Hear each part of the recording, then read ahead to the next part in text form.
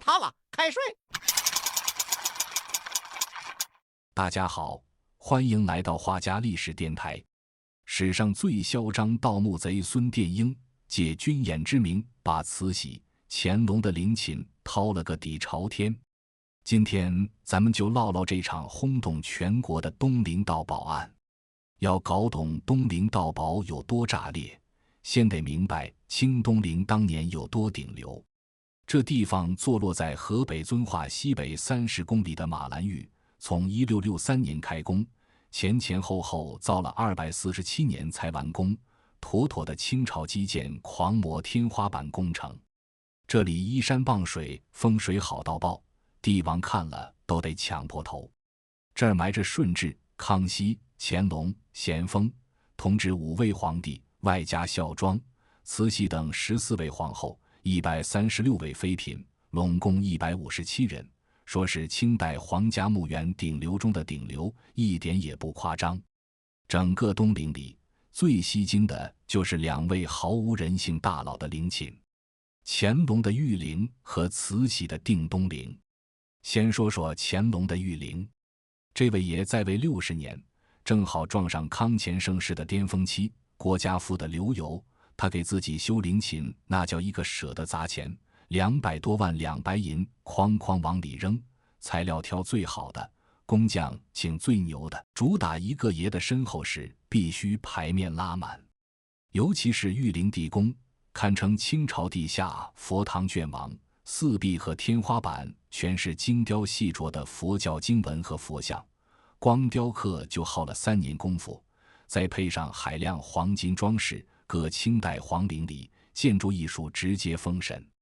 再看慈禧的定东陵，虽然初建于同治12年，完工于光绪5年，但这位晚清画室人压根没满足，光绪21年又斥巨资重修，非要把奢华卷出新高度。慈禧掌权48年，早就把国库当成自己的小金库，修陵的钱跟流水似的花。定东陵的隆恩殿和东西配殿两方斗拱，天花板全用名贵黄花梨木打造，上面还雕了贴金盘龙，光贴金就用了6000多两黄金，纯是用钱堆出来的气派。殿里铺的地砖都是传说中的金砖，质地硬到敲着能发金属声，每块砖的造价够当时一户普通人家舒舒服服活1年。最绝的是单壁石，别人都是龙引凤，他直接改成凤引龙，把自己的权力野心明白刻在石头上，嚣张的明白。根据清宫档案记载，清朝帝后陵寝的随葬品那叫一个离谱到吓人。尤其是慈禧和乾隆，一个是晚清实权一姐，一个是盛世收藏大佬，他俩的随葬品堪称国宝扎堆现场。慈禧的随葬品分生前赏赐和死后入殓2波，孝亲后入殓送衣板，赏一念衣服里明白记着光金花扁镯、红碧瑶豆、金镶直壶，这些宝贝就有150多件。死后入殓的宝贝更是多到数不清。据慈禧贴身大太监李莲英的4长子李成武在《爱月轩笔记》里爆料，慈禧官邸铺了一层金花丝褥，上面镶了12604颗珍珠、85颗红宝石、203块白玉，头前摆着翠荷叶，脚边搁着碧玺莲花，身上穿金丝串珠彩绣礼服，外搭绣花串珠褂，胳膊上还放了18尊棒佛，头顶珠冠嵌着一颗4两重的大珍珠，价值直接飙到1000万两白银，嘴里更叼着一颗能分2半夜间发光的夜明珠，传说能保尸体不腐。棺里还塞满了翡翠西瓜、翡翠甜瓜、玉藕、珊瑚树这些稀世珍品。这波操作下来，随葬品总价值直接超2亿两白银，相当于当时清朝1整年的财政收入，把奢侈2字刻进了骨子里。乾隆的随葬品也没差到哪儿去。作为资深收藏发烧友，他直接把一辈子搜刮的名人字画、古玩玉器全带进了地宫。传说中，里面不光有王羲之、王献之的书法真迹，还有李白、杜甫的诗作手稿，再加上无数金银器皿、宝石摆件，活脱脱一个地下博物馆。他脖子上戴的108颗东珠朝珠，颗颗圆润硕大，全是稀世珍品。还有一把9龙宝剑，剑身上嵌着9条金龙，剑柄镶满宝石，锋利无比，妥妥的国宝中的战斗机。这么奢华的皇家陵寝，早年那可是配了顶配安保天团的，守护体系严到离谱。清朝专门设了守陵机构，凑齐了守陵大臣、侍卫、陵户一大家子，分工明确，把东陵焊死在安全区。守陵大臣要么是皇室宗亲，要么是满蒙勋贵，官阶直接飙到正3品，妥妥的陵区一把手。侍卫分8旗和露营兵2拨，常年扎在陵区周边当移动城墙，最多的时候有几千人驻守，气场拉满。陵户则是后勤保障队，负责日常维护，打扫祭祀场地，世代住在陵附近，靠朝廷发的俸禄过日子。除此之外，清廷还下了死命令，陵区30华里内全是禁地，老百姓敢随便闯，轻则重罚，重则蹲大牢，纯的皇家专属禁区，没人敢捋这胡须。可清朝一凉，这套安保天团直接原地散架。1912年中华民国成立，虽说优待清士8项条件里写了要保护东陵，但当时民国政府自身都乱成了一锅粥，内斗都顾不过来，哪有闲工夫管一座前朝皇陵？守陵大臣和侍卫没了工资来源，肚子都填不饱，哪还顾得上守规矩，直接干起了监守自盗的勾当，主打一个近水楼台先得月。守陵大臣玉鹏带头摆烂，暗戳戳和内务府郎中勾结，把祭陵用的铜炉、铜仙鹤、铜鹿，还有院子里盛水的大铜缸，这些硬通货偷偷运出去变卖。陵户们见上头都这么干，也跟着学坏，偷偷摸拆陵区的楠木梁架，砖瓦换梁糊口，真是完美诠释上梁不正下梁歪，把曾经的皇家禁地霍得千疮百孔。更要命的是，军阀混战以来，东陵彻底沦为没人看管的肥肉蛋糕。直系、奉系这些军阀为了凑军饷，眼睛都红了，动不动就闯进陵区，把几十万株几百年的参天古木砍了换钱，硬生生把百年林海霍成了光头山。这些古木本是陵寝风水的一部分，砍光之后，东陵的风貌直接折损一半。与此同时，周边的土匪也盯上了这块宝地，抢完老百姓不算，还把主意打到了陵寝上。1928年春天，就有一伙土匪偷偷摸挖了东陵的惠灵妃原寝，把里面的殉葬品洗劫一空。这起小规模盗案没人当回事，反而给各路匪贼递了信号，相当于打了波探路计，让更多人盯着东陵的宝贝，为后来的大规模盗陵埋了坑。在众多觊觎者里，有个叫马福田的匪首，还自封东陵王，口气大得很。他本就是土匪出身，后来混进奉军，还混上了团长的位置。1928年6月，奉军北撤，马福田趁机带了200-300个手下，扛着家伙进驻马兰峪，明目张胆地喊着要挖东陵、抢宝贝。他这波操作不仅给惊天盗陵案拉开了序幕，还顺带给孙殿英递上了完美借口。辽东陵盗宝案绕不开的核心狠人就是孙殿英，他堪称民国投机倒把天花板，土匪底色刻进 DNA 里。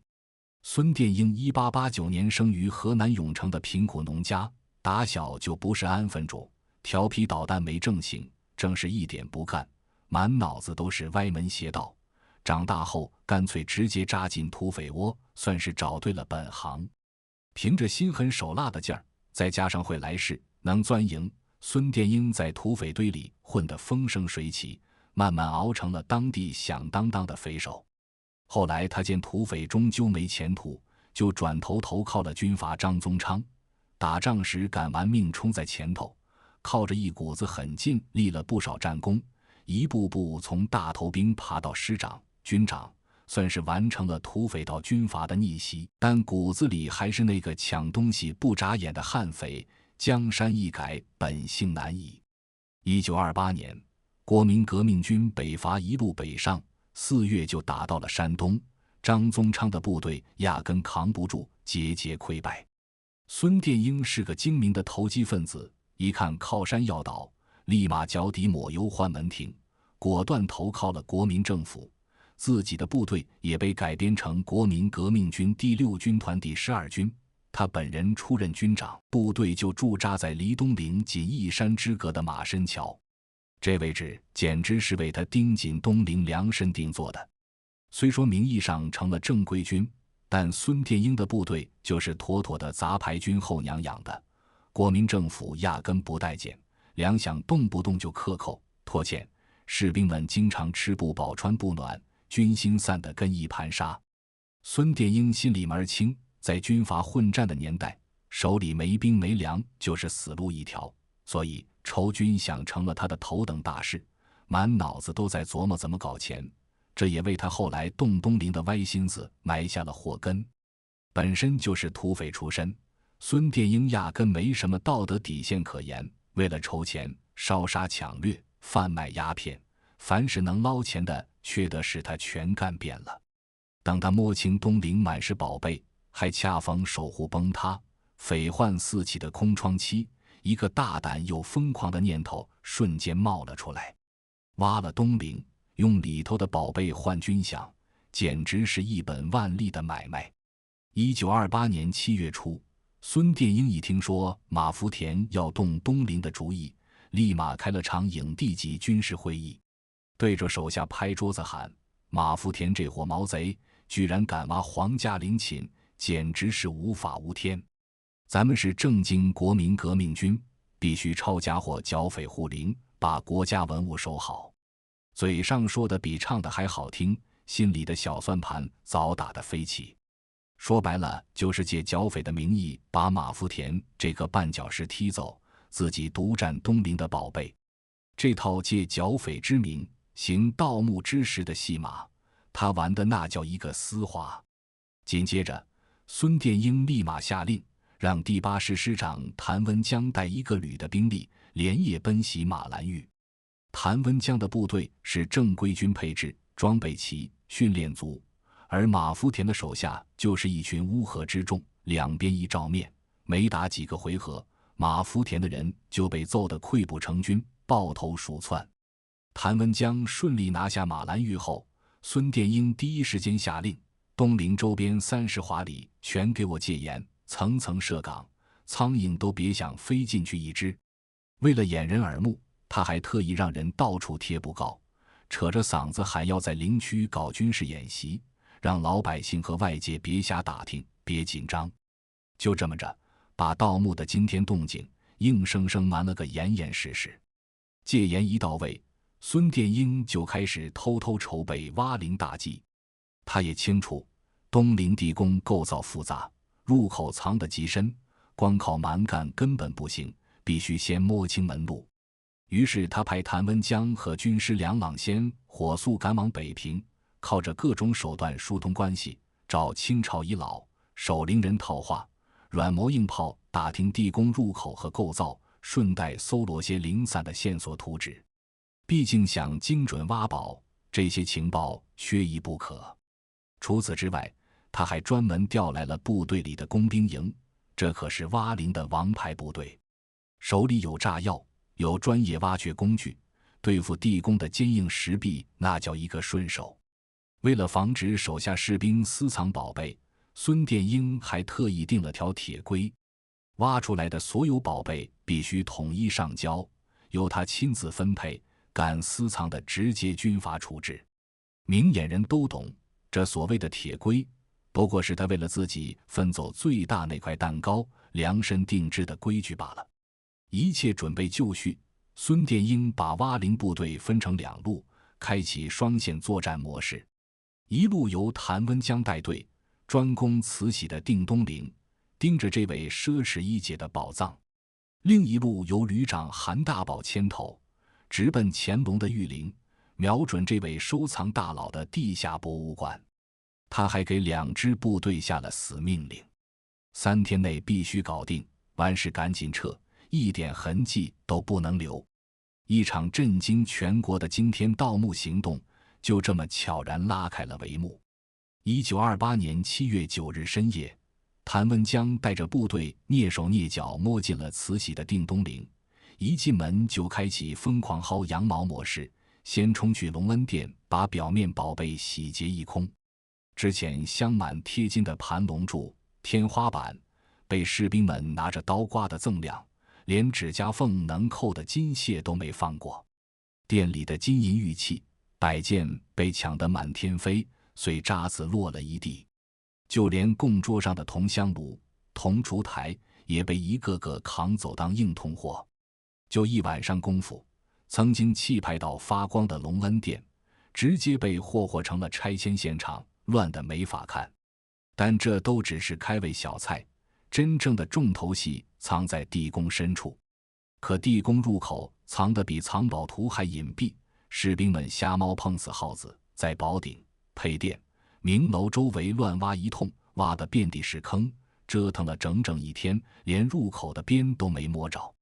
孙殿英听说后气得跳脚，对着谭文江下了死命令：限期找到入口，找不着提头来见。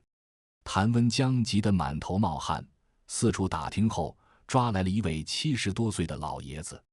老爷子当年参与过定东陵修建，门儿清地宫入口在哪。可老爷子骨头硬，宁死不肯说。士兵们见状直接上硬的，鞭子抽，烙铁烫，把老爷子折腾得只剩半条命。没办法，只能松口，说出了关键秘密：地宫入口就在明楼旁侧的琉璃罩壁底下。按着老爷子指的路，士兵们很快就找到了隐藏入口。入口处砌着一道砖石墙，这就是传说中硬如铁疙瘩的金刚墙，镐头铁锹抡上去，连个印子都留不下。谭文江赶紧上报，孙殿英大手一挥：别费劲了，用炸药炸！轰隆一声巨响，金刚墙被炸开一个大洞，地宫入口终于露了出来。一股阴森森的霉味混着湿气扑面而来，士兵们吓得一哆嗦，腿都有点软。但对宝贝的渴望瞬间压过了恐惧，大伙打着手电筒，顺着陡峭的甬道小心翼翼地往地宫深处摸。这条甬道长约30米，墙面上刻着精美的图案，可惜士兵们眼里只有宝贝，压根没人多看一眼。摸索了半个多小时，终于抵达地宫核心。慈禧的金丝楠木棺椁就摆在这儿，棺身刻满精致龙纹，光这棺材板就价值连城。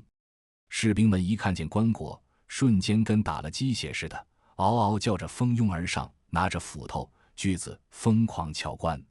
棺盖封得极严实，大伙费了9牛2虎之力才撬开一条缝，再合力一推，棺盖哐当一声被掀开。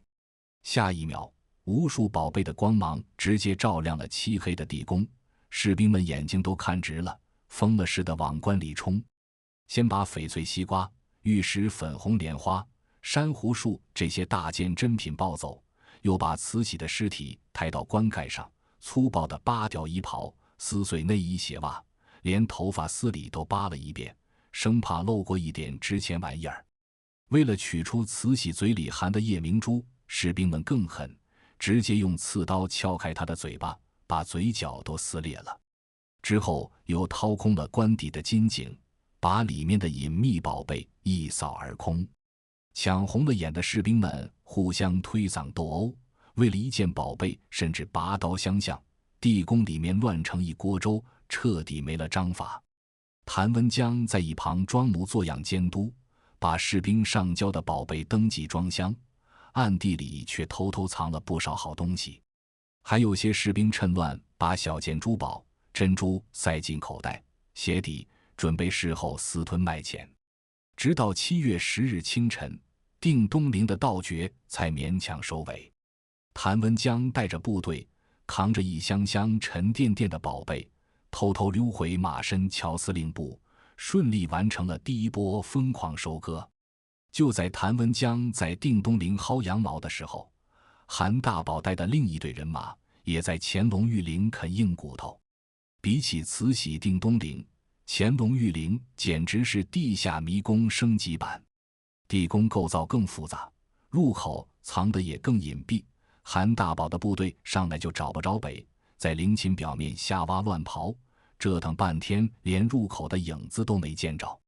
没法子，韩大宝也学谭文江的路子，抓了几个当年参与御陵修建的工匠后代，一边威胁一边哄骗，打哄结合之下，才从人家嘴里套出实话。御陵地宫入口藏在月牙城琉璃罩壁底下，找到入口后，韩大宝也懒得费劲挖，直接下令用炸药炸金刚墙。轰隆一声炸完，士兵们刚准备冲进去，当场就傻眼了。御陵地宫里积满了水，水位足有1米多高，压根没法下脚。韩大宝赶紧让人紧急调配抽水机，轰隆隆抽了整整1天，才把地宫里的水排得七七八八。之后，士兵们打着手电，举着火把，趟着脚下的烂泥水，总算钻进了地宫，看清了这座地下佛堂的真面目。御陵地宫格局讲究，分明堂券、穿堂券、金券好几个区域，每个区域之间都隔着厚重的汉白玉石门。士兵们抄起木头就往石门上撞，顺顺利利撞开了前2道门，闯进了明堂券。一进门就见东西墙根的小石墩上摆着8个小箱子，打开一看，全是金银珠宝，算是先捡了一笔零花钱。可轮到第3道石门时，麻烦来了。这道门比前2道硬得多，木头都撞得快散架了，石门愣是纹丝不动。韩大宝本来就没耐心，见状直接下令炸。又是一声巨响，第3道石门被炸开一道缺口，士兵们接着往前冲，到了第4道石门面前，好家伙，这门更结实，只能再来一炸，才总算轰开缺口，闯进了核心区域金券。金券里摆着6具棺椁，分别是乾隆本人，还有孝贤纯皇后、哲敏皇贵妃、孝仪纯皇后等5位后妃的。有意思的是，第4道石门被炸开时，冲击力太大，一具棺椁直接被顶到了石门底下，死死卡住。士兵们哪管这些，抡起利器就砍开了另外5具棺椁的外椁，把内棺里的宝贝抢得干干净净。那些看着不值钱的陪葬衣物、被褥，还有珍贵的名人字画，全被随手扔在泥水里，泡的泡，撕的撕，毁得一塌糊涂。其中一具保存上好的后妃尸体被拖出关外，扒光衣服，惨不忍睹，昔日皇家尊严碎了一地。士兵们费劲把石门顶开后，才发现被卡住的竟是乾隆的棺椁。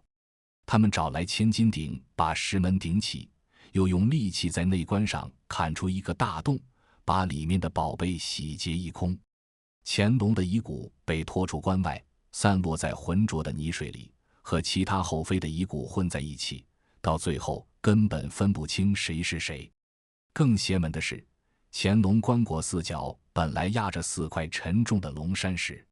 专门用来固定棺椁，防止移位，可他偏偏就自己跑到了石门后面挡路，这事儿至今都是未解之谜。有专家推测，可能是地宫里的地下水产生浮力，把棺椁飘到了石门后，但为啥其他5具棺椁纹丝不动，没人能说清。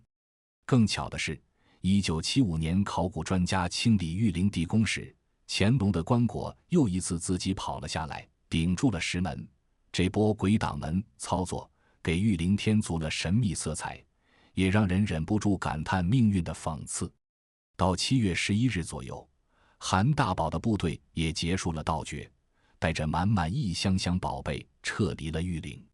据记载，孙殿英为了运这些赃物，特意从司令部调了20多辆大车，每辆车都塞得满满当当，浩浩荡荡往马申桥赶。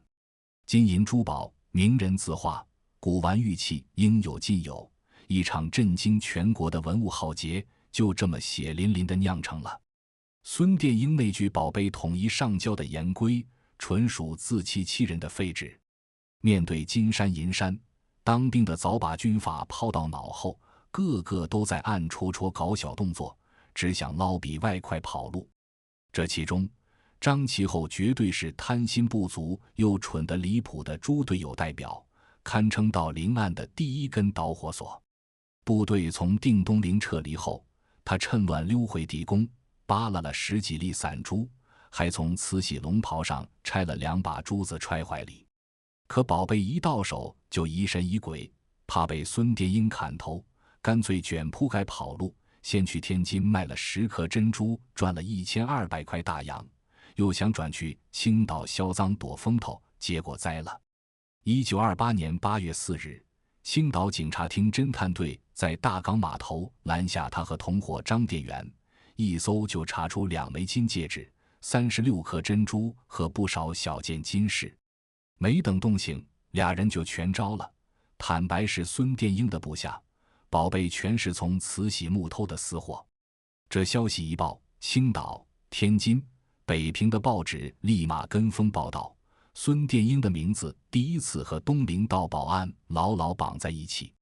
而早在张其后落网前几天，东陵被盗的消息就先传到了溥仪耳朵里，只是那会儿还没实锤凶手。护陵大臣玉鹏得知陵寝被盗后，早吓得魂飞魄散，连夜收拾行李甩锅跑路，躲回北平闭门不出，压根没敢告诉住在天津日租界的溥仪。最后还是遵化县知事蒋启俊把消息递到溥仪面前，这位逊帝当场懵在原地，半天没缓过神。等反应过来，溥仪又气又悲，一边哭得上气不接下气，一边气得浑身发抖。祖宗陵寝被挖，遗骨遭人糟蹋，这简直是往他心上捅刀子。他派人去叫玉鹏来问话，玉鹏哪敢露面，溥仪没处撒气，只能下旨把玉鹏从宗室除名，算是出了口恶气。之后他在天津张园搭了灵堂，带着宗室成员一老一少哭哭啼啼祭奠，红着眼眶发誓要严惩孙殿英，追回宝贝。可谁都清楚，他早已是没兵没权的逊帝，这话不过是自我安慰，纯属有心无力。发泄完情绪，溥仪立马安排御前大臣发函通电，一边给蒋介石、阎锡山等军政大佬施压，一边向全国报社控诉。通电里写的义正辞严，东陵是我朝列祖列宗的陵寝，神圣不可侵犯。孙殿英竟敢冒天下之大不韪，挖陵抢宝，糟蹋遗骨，罪大恶极，天地不容。这通电本就引爆国内热议，再加上张其后被抓的实锤，舆论直接拉满，孙殿英瞬间被架到了火上烤。到了8月5日，英国路透社也报道了此事，消息传遍全世界，各国媒体纷纷谴责，国内文化团体也接连发电报逼国民政府严办。屋漏偏逢连夜雨，就在舆论发酵正盛时，孙殿英派去北平销赃的核心部下谭文江又送来了致命补刀，直接把自己送进了局子。谭文江揣着宝贝直奔北平琉璃厂，想把翡翠西瓜以10万大洋卖给尊古斋老板黄百川。黄百川是老江湖，一看这宝贝来路不正，表面不动声色，转头就给北平警备司令部递了举报信，主打一个不沾赃钱还能立功。1928年8月中旬，北平警备司令部突袭尊古斋，当场控制谭文江和黄百川，搜出一大批东陵赃物。一开始谭文江死鸭子嘴硬，谎称宝贝是清剿土匪的战利品，可北平警备司令部早就靠着张其后的供词摸清了底细，搜出的赃物又和张其后的说法完美对应，人证与物证彻底闭环，他的谎言根本站不住脚。虽说谭文江没全盘招供，但一线士兵的供述、带队将领的销赃实证相互印证，彻底把孙殿英定在了主谋的位置上。这下国民政府再也没法装聋作哑，迫于国内外舆论压力，正式下令让京津卫戍总司令阎锡山牵头查办，还派刘仁瑞带调查组去东陵实地勘察。一场看似公正的调查轰轰烈烈展开，至于内里藏着多少利益勾兑，那可就耐人寻味了。1928年8月10日，刘仁瑞带着调查组浩浩荡荡赶到东陵，本想好好查案，结果一到就撞见个意外惊喜。有人比他们还先动手捡漏。原来在调查组来之前，冒出个叫宋汝梅的投机分子，竟敢冒充内政部官员，大摇大摆跑到马兰峪，宣称要全权接收东陵所有事务。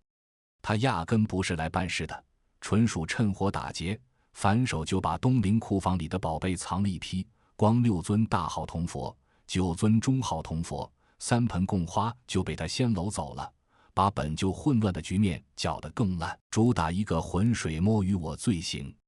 刘仁瑞一听这事，气得直跺脚，立马派当地警长去宋汝梅的落脚点马兰峪塔山的三皇庙搜查。可宋汝梅消息灵通，早就溜之大吉了。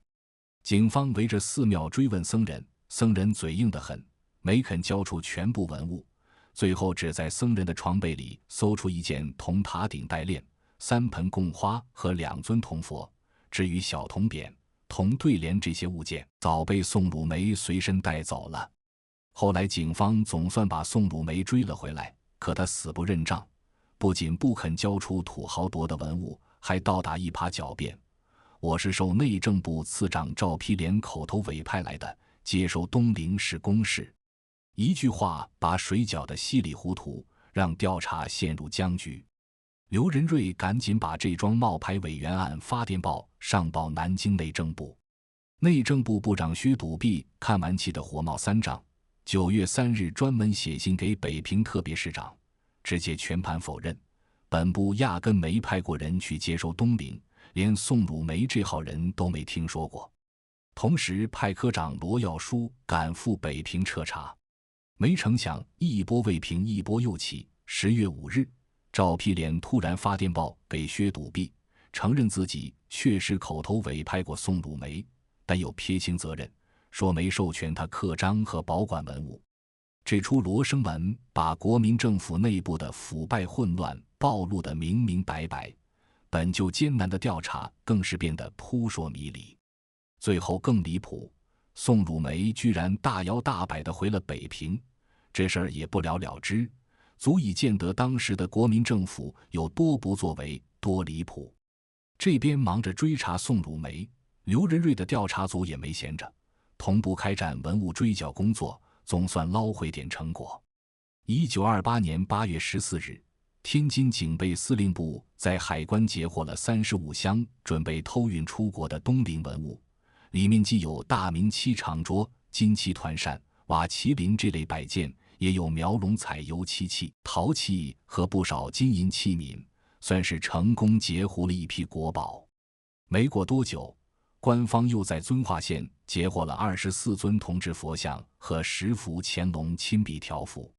孙殿英的上司第6军团总指挥徐源泉一看风声不对，赶紧主动站出来，据称上交了300多件东陵赃物，金镶镯、红宝石、蓝宝石、碧玺、翡翠啥都有，明摆着是想靠交赃撇清和孙殿英的关系给自己洗地。与此同时，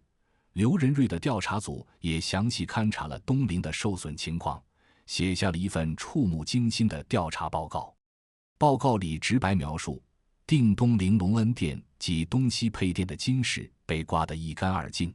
地宫金刚墙被炸穿，棺椁损毁严重，祖宗遗骨散落一地。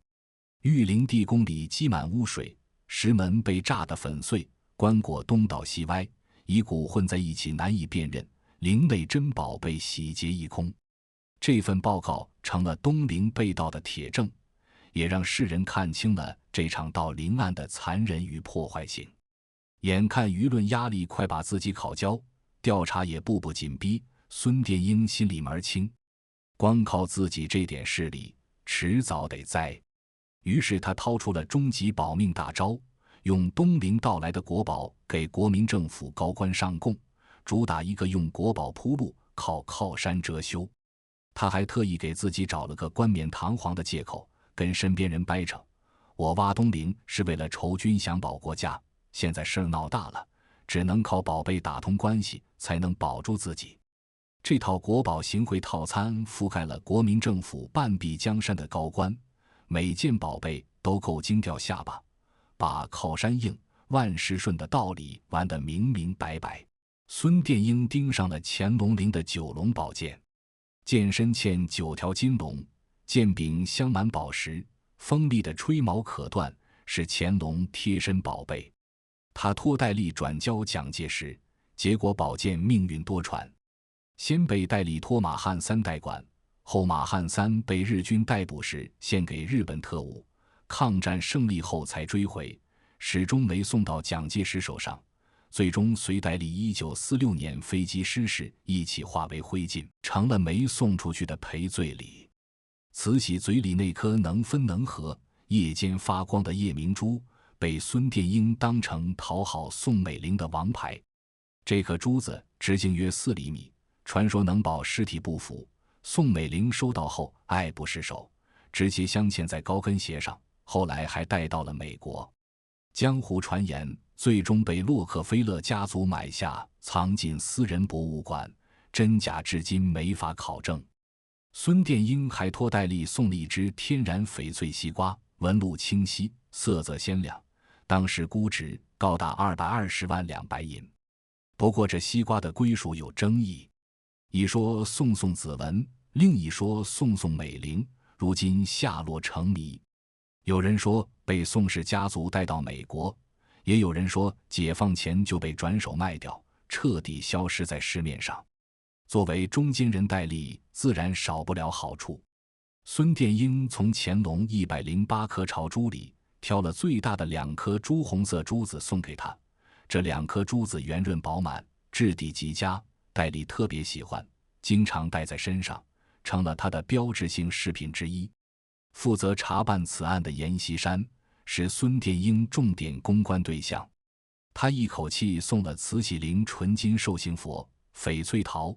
乾隆戴了几十年的玉扳指，还有玉灵象牙、珊瑚雕纹碗等一堆宝贝，另有说法送了价值50万两黄金的财物。拿人手短的阎锡山收了好处后，对孙殿英网开一面，查办工作故意拖延打太极，明摆着包庇。孙殿英的顶头上司第6军团总指挥徐源泉本就知道到陵内情，孙殿英干脆送了慈禧头顶的翡翠荷叶、一尊金佛、一尊红宝石佛和一包珍珠，彻底堵住他的嘴。徐源泉收礼后，不仅睁一只眼闭一只眼，还主动帮孙殿英遮掩罪行，妥妥的利益共同体。孙殿英送给商震一只慈禧陵青皮黄瓤翡翠甜瓜，商震当时参与东陵盗宝案审理工作，收了这尊国宝后，审判自然没法公正进行，全程敷衍了事，变相帮孙殿英脱罪。除上述大佬外，孙殿英还向孔祥熙夫妇送了慈禧鞋上的2串宝石，还有翡翠白菜、一包珍珠等。毕竟在民国官场，阎王好见，小鬼难缠，每个环节都得打点到位。这些本该属于国家的稀世珍宝，成了孙殿英的移动护身符，让他在轰轰烈烈的调查和审判中全身而退，始终安然无恙，把国民政府的腐败和黑暗暴露得一览无余。所谓法律面前人人平等，在国宝贿赂面前，不过是句空话。1928年12月，阎锡山在北平凑了个军事法庭，专门审理东陵盗宝案。审判长是他的亲信商震，陪审员全是国民政府的官员和将领。这场审判从一开始就写满了荒唐2字，纯属走过场式表演。首先最离谱的是，主犯孙殿英压根没被传唤到案。阎锡山甩了个孙殿英正在剿匪，没法脱身的借口，直接允许他缺席。可实际上，孙殿英哪在剿匪？他正忙着在山东、河南扩充势力，日子过得风生水起，丝毫没受案子影响。说白了，各方势力都不敢动他，毕竟他手里有兵，谁都怕把他逼到对手阵营里去。这剿匪借口纯属自欺欺人。其次，已经被捕的谭文江也开始变脸。在孙殿英的行贿运作下，他直接翻供，一口咬定自己没参与盗陵，之前的供词是被警方刑讯逼供逼出来的。法庭上更是精彩绝伦，清皇室代表气得拍桌子，要求严惩孙殿英、谭文江，追回所有国宝。可孙殿英的辩护律师脸部红心不跳，硬是把盗陵说成剿匪护陵，声称孙殿英是有功之臣，盗陵的是土匪，跟他没关系。两边吵得不可开交，而关键证据早被阎锡山等人藏了起来，审判只能磨磨蹭蹭，迟迟没个结果。就这么拖了大半年，1929年6月，军事法庭总算搞了终审，还拟定了一份判决草案，里面居然写着判处主犯孙殿英死刑。可谁都没想到，这份草案一上报南京国民政府，直接石沉大海，再也没下文了。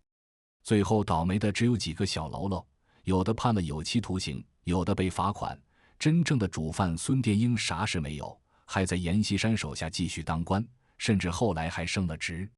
更讽刺的是，1930年中原大战一爆发，孙殿英投靠了阎锡山、冯玉祥阵营，经他一交涉，被关了快2年的谭文江居然被无罪释放。监狱长还特意搞了场隆重的欢送仪式，把司法公正按在地上摩擦。这场震惊中外的东陵盗宝案就这么以不了了之收场。清皇室代表得知结果后，悲愤交加却没辙。远在天津张园的溥仪气得浑身发抖，当场发誓要和国民政府势不两立。社会各界也炸开了锅，纷纷指责国民政府的腐败无能。国宝被偷，皇陵被毁，主犯却逍遥法外，这哪里是审判，分明是一场用国宝铺路、官官相护的政治闹剧，也让无数流失海外的国宝彻底没了回家的希望。据史料记载和专家估算，孙殿英从东陵盗走的宝物价值高达3亿2白银。可惜这些国宝大多散落天涯，至今成谜，主要归宿就5个命运分支，每一个都藏着荒唐与遗憾。一是行贿铺路，这部分是孙殿英的破财消灾大招，虽不是最多，但件件是顶配，全用来打点国民政府高官。宝物要么被私藏，要么流落海外，要么意外损毁。二是变卖冲饷，这是宝物最主要的去向。孙殿英把大批宝物换成真金白银，买军火、养士兵，主打一个宰卖也恬不心疼。销赃据点集中在天津、上海、青岛，大多通过古玩商秘密交易，没留任何记录。不少古玩商专门对接洋人，把国宝偷偷运出国，这些交易全在暗处进行，如今想追溯比登天还难。三是士兵私藏，捞外快散民间。参与盗陵的士兵个个见利忘义，趁乱私藏珍珠、宝石、金条等小件宝物，逃离部队后就变卖换钱，成了国宝散落民间的推手。张其后盗卖珍珠只是缩影，当时还有大批散兵游勇，趁乱2次洗劫东陵，把剩下的小件宝贝扒得一干二净。这些宝物有的被百姓捡去当传家物，有的被古玩商低价收走，有的在流传中遗失损毁，彻底淹没在烟火气里。四是上缴罚没，案件调查中，国民政府零星追缴回一部分宝物，算是给世人留了点念想，但命运也各有不同。天津海关截获35箱准备运去法国的文物，里面有大明漆长桌、描龙漆器等，不过并非全是东陵物品。徐源全为撇清关系，上交了300多件宝物，这些文物一部分入藏故宫博物院，一部分后来被运往台湾。武士秘藏失踪，孙殿英还留了2箱宝中宝，交给拜把子兄弟田海泉秘藏。结果田海泉说1箱被偷，1箱被调包，里面全是破烂。孙殿英认定他私吞，派人暗杀了田海泉。这2箱国宝从此石沉大海。这些本该镇国的稀世珍宝，或成行贿工具，或被贱卖外流，或永久失踪，堪称中国文物史上的一大浩劫，也藏着民国乱世的荒唐与无奈。东陵盗宝案的发生，不仅仅是孙殿英个人贪婪的结果，更是清末民初时局动荡、礼崩乐坏的必然产物。清朝灭亡后，传统的道德观念和价值体系崩塌，而新的社会秩序和道德规范尚未建立，军阀混战，匪患猖獗，整个社会陷入了混乱之中。在这样的时代背景下，文化遗产的保护成为了一句空话，无数珍贵的文物遭到了破坏和流失。东陵盗宝案不是孤立，在那个年代，全国各地都有大量的古墓被盗掘，大量的文物被走私海外。这是中国历史上的一场文化浩劫，也是中华民族的一段伤痛记忆。